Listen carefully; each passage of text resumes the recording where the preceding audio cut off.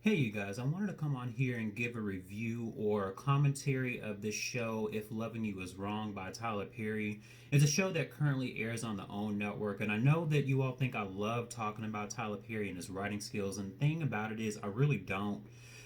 The truth is, the subscriber actually asked me to speak on his colorist ways, and I plan to do that in this commentary, but before I do that, I want to do like a small partial review of the episode because I didn't really watch much of it past just this one scene that I absolutely could not stomach. I mean, once I watched it, it kind of made me cringe to a point to where I just had to stop watching the show, so I actually turned it off. So I was only able to just kind of review just this one brief scene, but I do remember it very much in detail. So I will be giving you guys my commentary and opinion on this.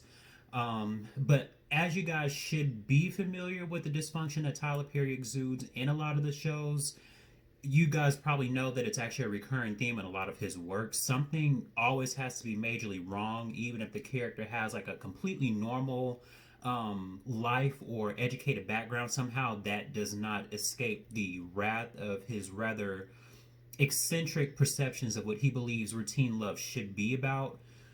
So again, just to reiterate, this is going to be a partial review. But just to kind of really get into this, I do want to kind of start off by saying that I'm not a media critic of or anything of the sort. But I certainly understand the workings of remedial screenwriting, especially as it pertains to the hidden messages nestled subtly in the storylines. Now, the scene that I'll be focusing on talks about a neurotic and deranged relationship that exists between the characters Ian and Alex. Ian has this quixotic notion that some time ago he and Alex had a child together on this episode and that she is in denial about the thought of this unrealistic circumstance. They talk and talk, and of course, because it's a Tyler Perry show, there is a heavy repetition throughout the series of his shows. So, they kind of repeat the same dialogue back and forth to each other. I might be able to stomach more of his shows if they didn't have this repetitious theme to it. That's kind of one of the other reasons why I had to stop watching, because it started to become redundant very quickly.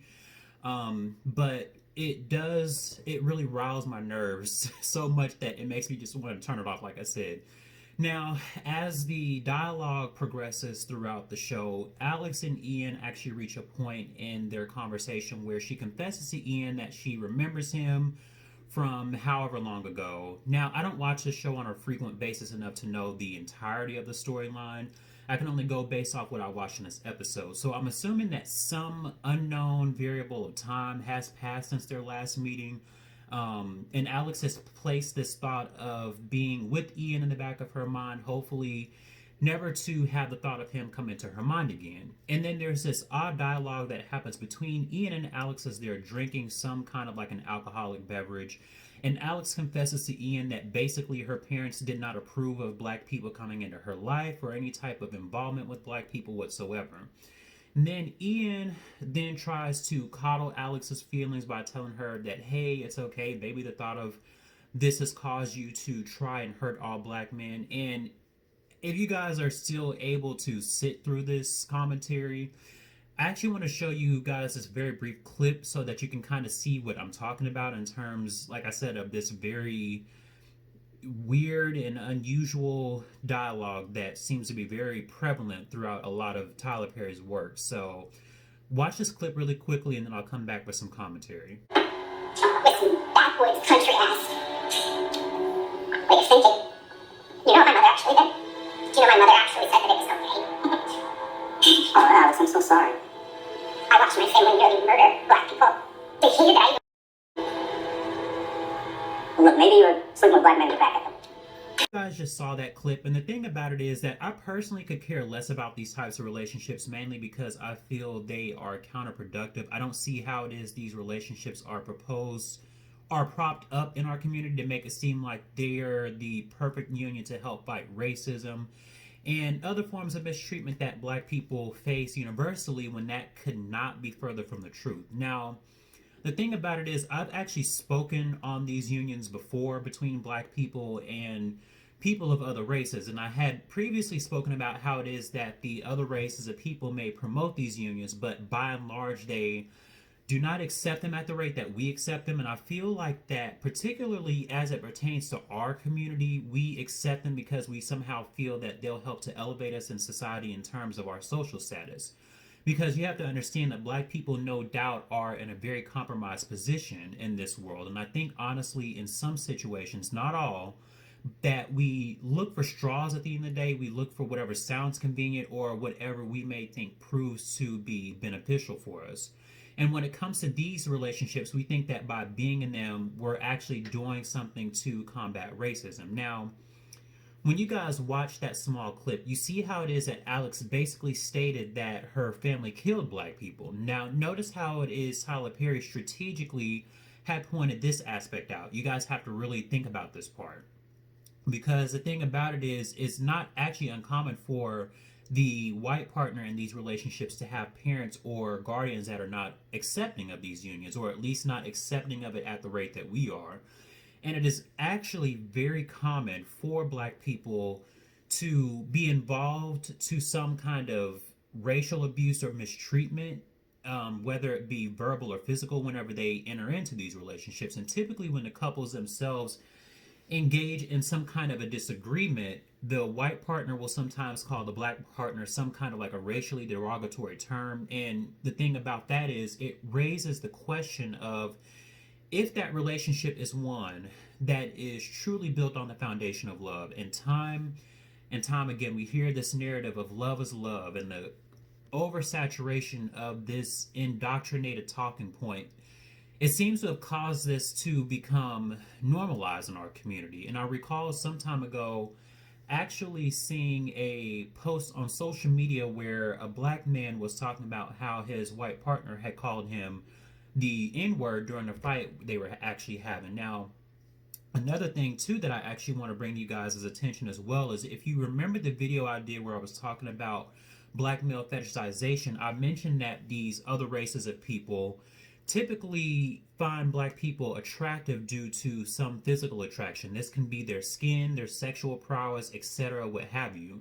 And this is because to them, they are often told from a young age that black is something that is forbidden to them and that they should date within their own community. And this is because if they date a black person, it lowers their social status in society. They're viewed by their own as uncivilized and Philistine. And people from the dominant society know this. Ultimately, when you look at it from this sense, it's almost like the dominant society becomes children. They want what they can't have. They want the forbidden fruit that they were told they couldn't have. So what they do is they ultimately look to fulfill a fantasy that they were told that they couldn't have.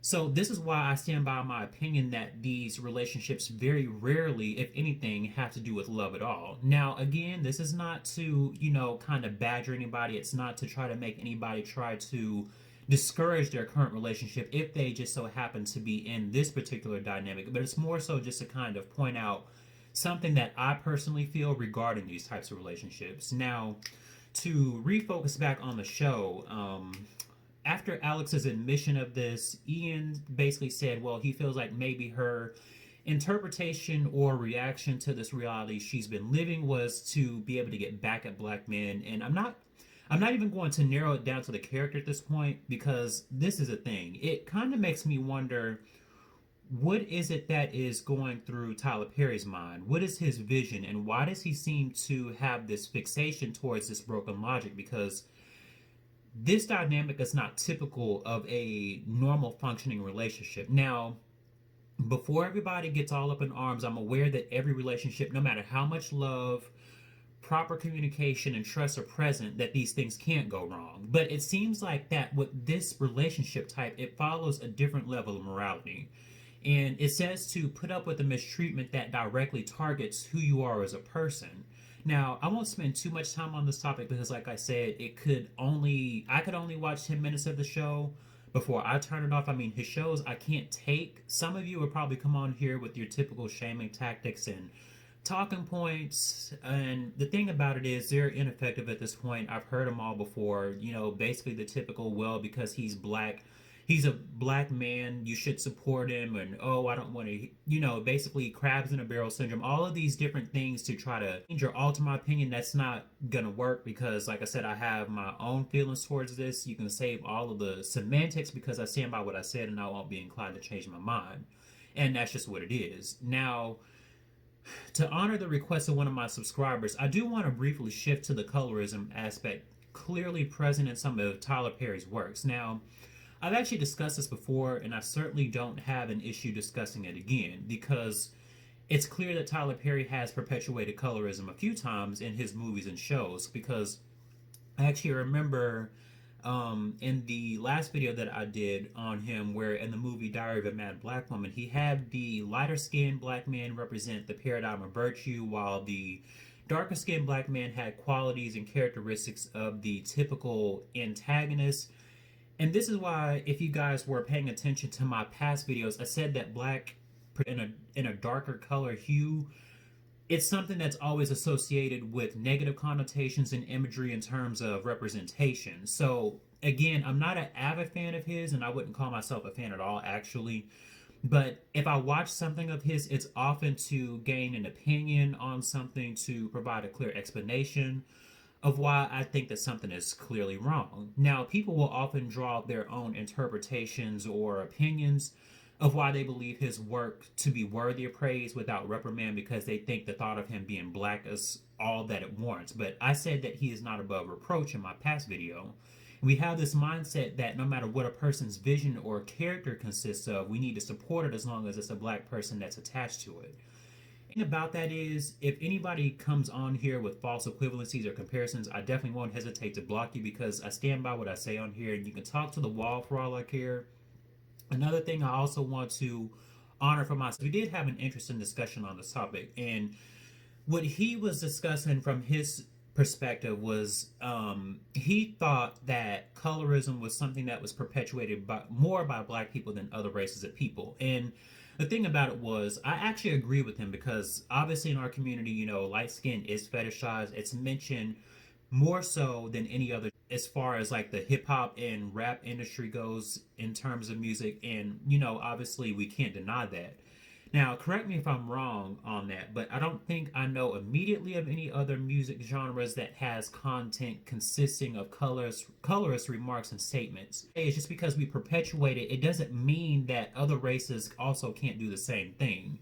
Actually having this discussion with my subscriber, I was actually talking about how in the modeling industry, certain models are not chosen because of their skin tone is too dark. These directors want white or lighter skinned models to model their clothing attire, but the dark skinned models are not picked. And also, you guys have to understand it too from a few other layers of colorism. You have to understand that, there's things like texturism and featurism that also play a role in that. So let's just take, for example, if you have a dark-skinned black woman who has 4C textured hair, the more coarse, kinkier textured hair, oftentimes those models are overlooked because it seems as though these modeling agencies want models with like straighter, longer hair, and it doesn't fit the narrative or it doesn't fit the image of what they desire in a lot of their magazines or other works that they want their models to be featured in. So you also have to think about that. Also whenever we talk about featurism, you have to take into consideration that sometimes models, if they have a big nose or if their lips are full, then sometimes these casting agencies, they may want a model that does not necessarily have those features. So you also have to take those things into consideration, and that leads into being ostracized, and it's a completely different topic. But you guys see what I mean in terms of featurism and texturism also playing a role in this. Now, this obviously isn't the case in every single situation because, we see dark skin models, but we don't see them in great abundances.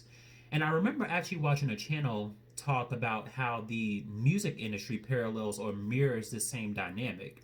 Those who are whiter or lighter will be chosen for a record deal, or in the case of a musical group, these individuals will be at the forefront, while anyone darker will be placed to the back or the side. Again, not every single situation, but a good majority.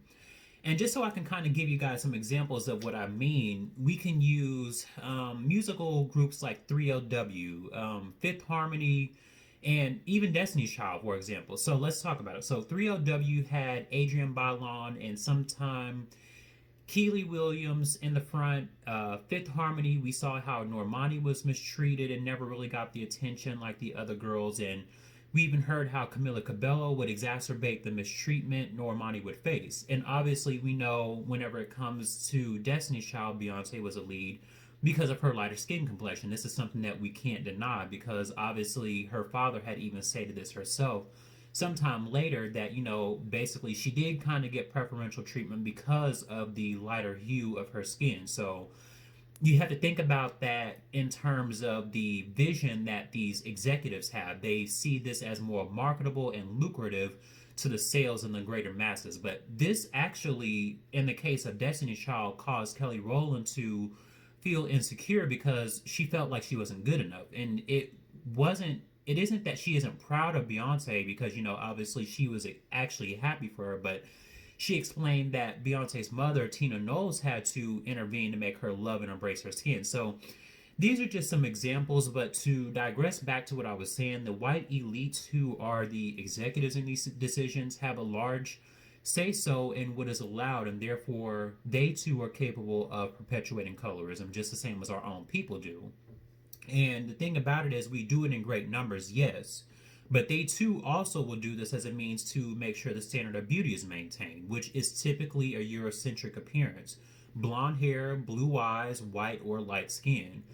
But that's just my thoughts on this whole thing. Let me know you guys' opinion on this. Do you guys believe that colorism is a concept that everyone is capable of perpetuating, or do you think only black people are capable of perpetuating it? So, and also let me know your thoughts on this as well too, on the partial review that I did for Tyler Perry's If Loving You Is Wrong. Let me know your thoughts on it. Like, comment, subscribe, and share this video, and I will talk to you guys in the next one.